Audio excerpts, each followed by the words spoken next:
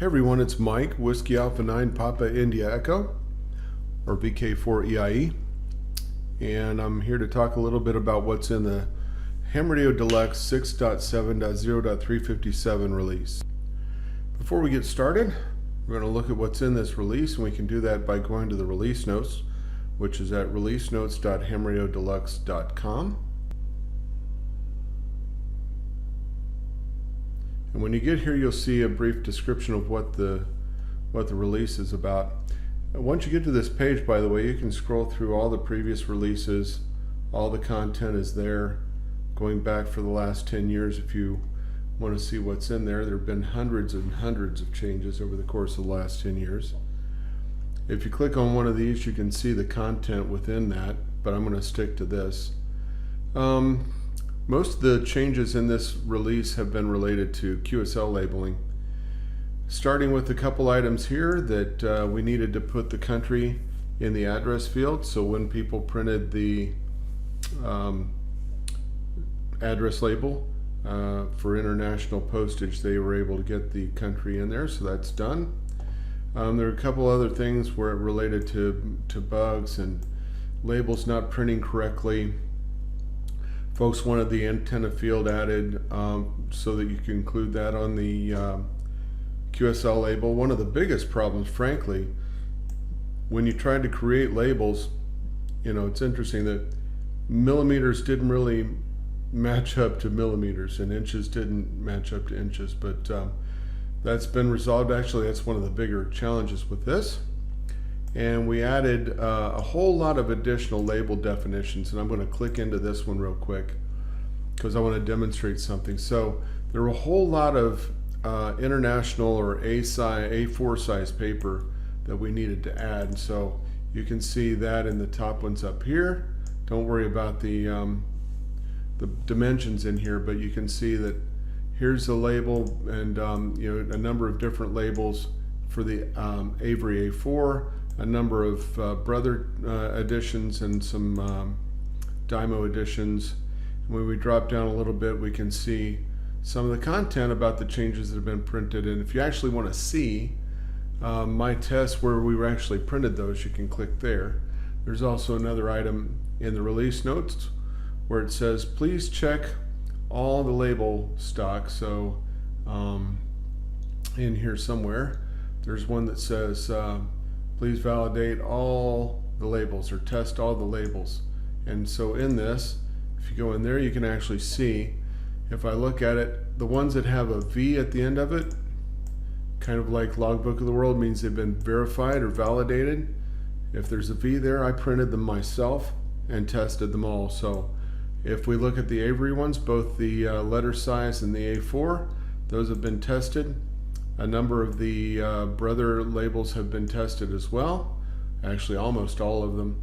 We added support for the brother P-Touch label with 18 millimeter and 24 and 36 millimeter widths, and you can see the Dymo labels that have been tested.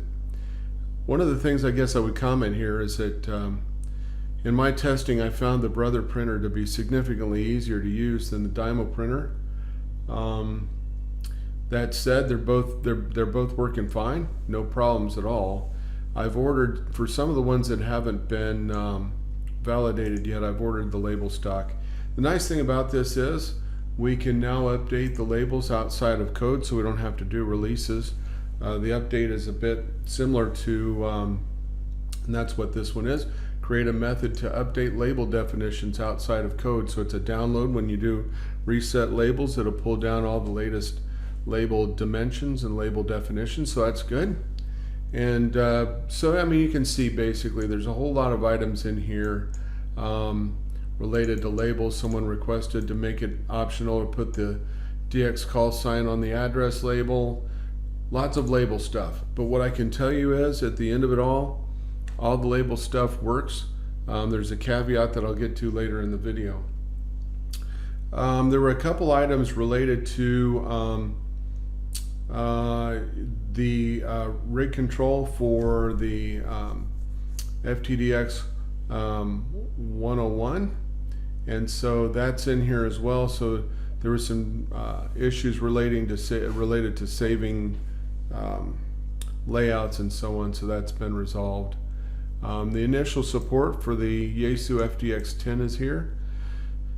Because it's green, that's an indication that we haven't tested it yet, but we did want to include it, and so we'll get some feedback from folks who actually do use it.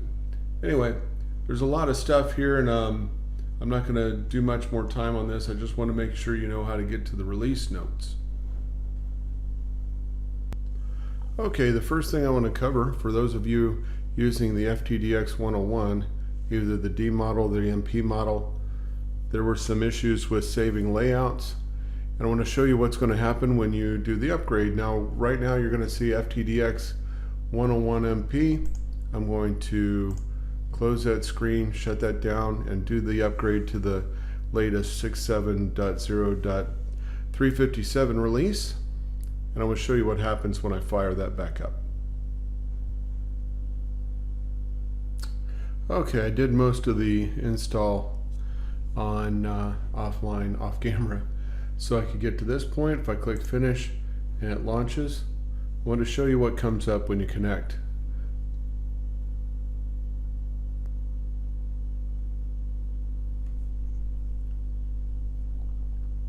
So you'll notice that it comes up and it says unknown. This is expected, this is normal when we're changing the name of a radio, so we're going to remove that. Go back to new, and I'm setting up a demo rig, but it's the same thing for any other radio. Set up the Yaesu FTDX 101, and we're connected and we're good to go. I did want you to see that it does rename it. That solved the problems we were having with saving settings, but for those of you that have that radio, you'll need to make that change. Okay, the next thing we're going to do is print a few labels. I've got the Dymo label writer 450 here, but any Dymo or Brother label printer you happen to have should work just fine. So we're going to go in, if we're just going to print one label, I'm going to pick one off the list. Maybe this one. Right click, file, print label. And if you're just starting from scratch, you might have to set to default. I'm just going to set to default so you can see what happens when you're starting from default. It resets a few things here for you, pulls down the most recent version of the labels off of our website so that you've got the correct dimensions, and then you don't have to do anything. You just click print, pull it up, and the label prints just like this without making any changes or anything. So let's look at the modern format, and you can see what that one looks like there, looking good. And then we're going to print maybe the address label, maybe we'll use the barcode, and maybe I want to put the call sign on here, so I'll print. And again, we can see everything's looking good. Okay, while I was off camera, went ahead and switched to this Brother QL700. I really like this label printer a lot. I prefer it to I prefer it to the Dymo very much so. Anyway, I'm going to change back over to the Brother, and then I'm going to select a Brother label, similarly sized one from before. We'll go ahead with what I've got on the screen, print that out, and it looks good. And let's go with the modern. I'm going to print that, and that looks good. And now I'm going to go with the traditional, and that looks good. So everything's good with those. Now with the Brother and the Dymo label printer, there's several different sizes of labels. I tested a ton of them. just about every kind of stock you can imagine. Here's this version here, which is the 1202. But anyway, again, like I said, if you see a V at the end of these, you'll know that I actually tested them myself. So next thing we're going to do is, so we're good on Brother and Dymo. All the label styles, label sizes print perfectly. And the next thing we're going to do is print onto some Avery stock. I've got some Avery A4 size paper that I'm going to use, but all the Avery styles have been tested, and I'm going to select 30 QSOs here. Okay, so I've selected 30 QSOs.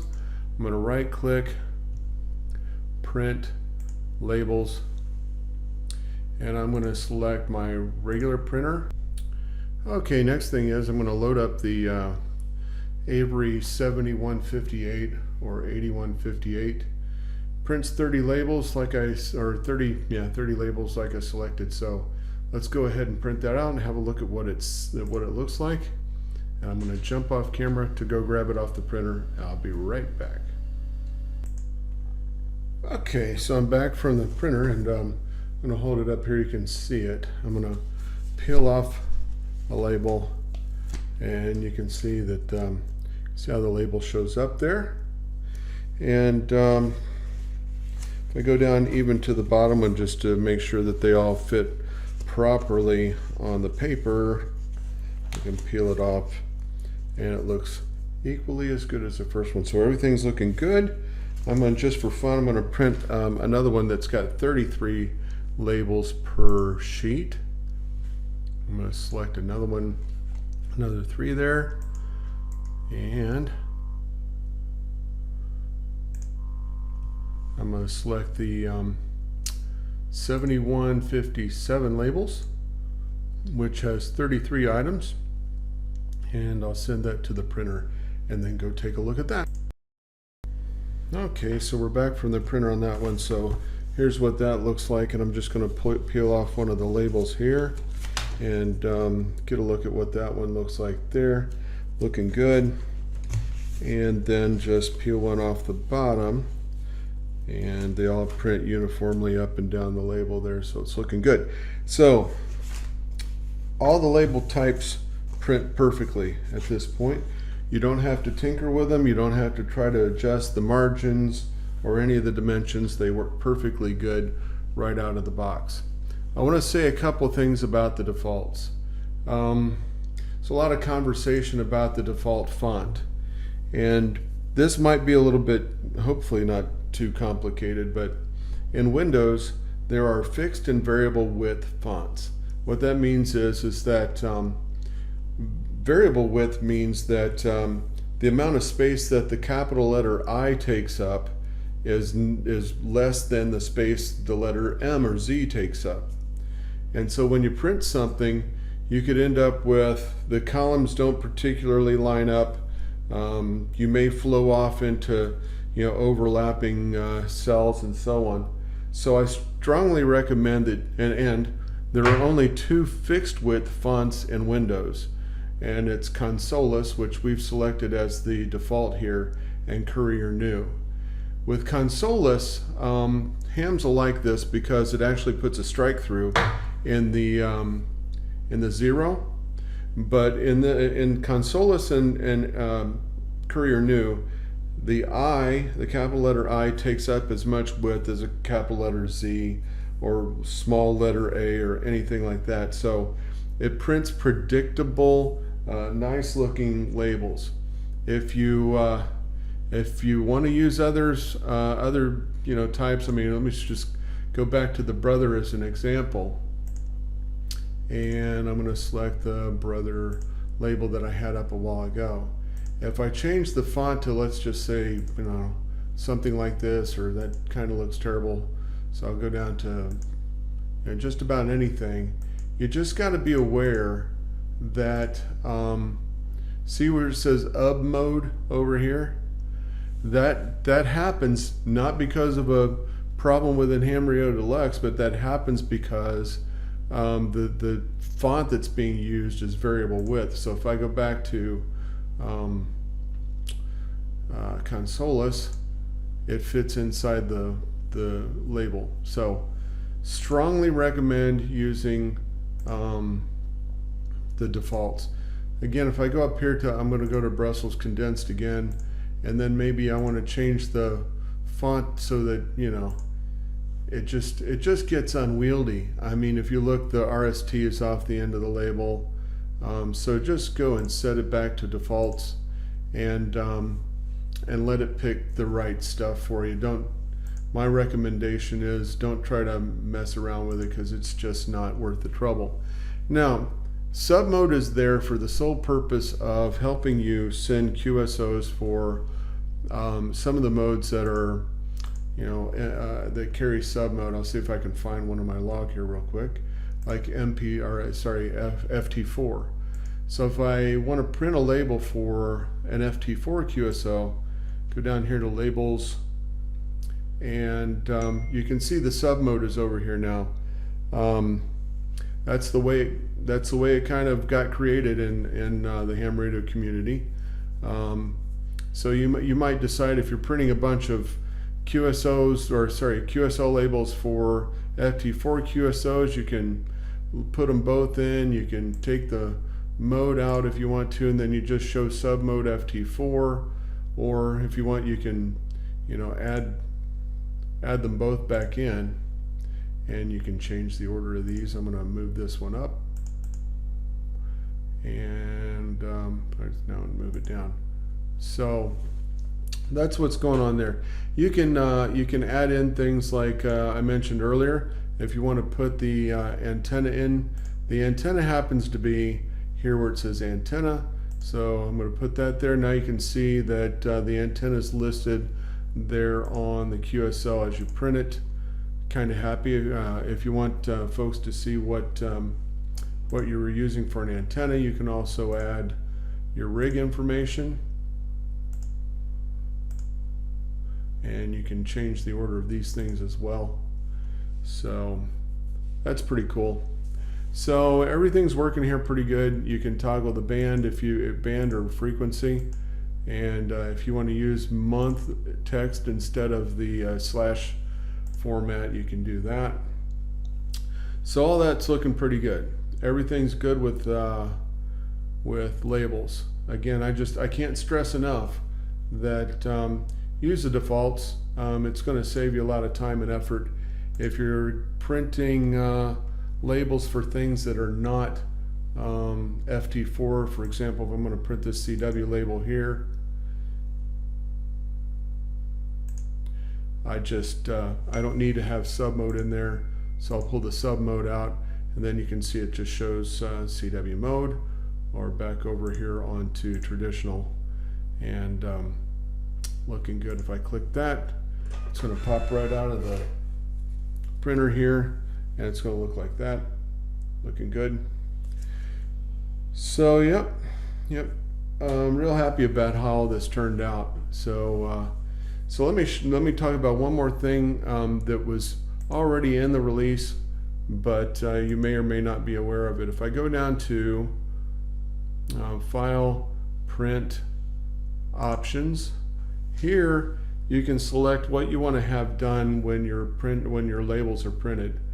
You can show that they're automatically updated. All those records are updated to show that the QSL label's been sent, or the QSL's been sent. For the most part, electronic isn't the choice here.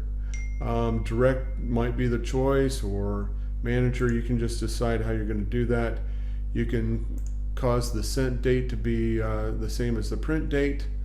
And this is a dangerous feature. If you want to update those records with the QSL manager, and I would recommend that you only do that when you're printing one at a time. If you were printing dozens or hundreds of labels, you don't want to set the QSL manager to the same thing in all those. For the demonstration purposes, I've left them unselected here, but that's what those are set up to do. So that's what's in this release, and I wanted to give everybody a good idea of what's in there and how to proceed with it. Real happy with how things turned out, and if you have any questions, let me know. This is Mike, Whiskey Alpha 9 Papa India Echo, or VK4 EIE. If you found this video helpful, click on the like button at the bottom of the screen. Again, like I said earlier, click on the subscribe button so you get to see all the release content as it comes out. Thanks, folks. 73s.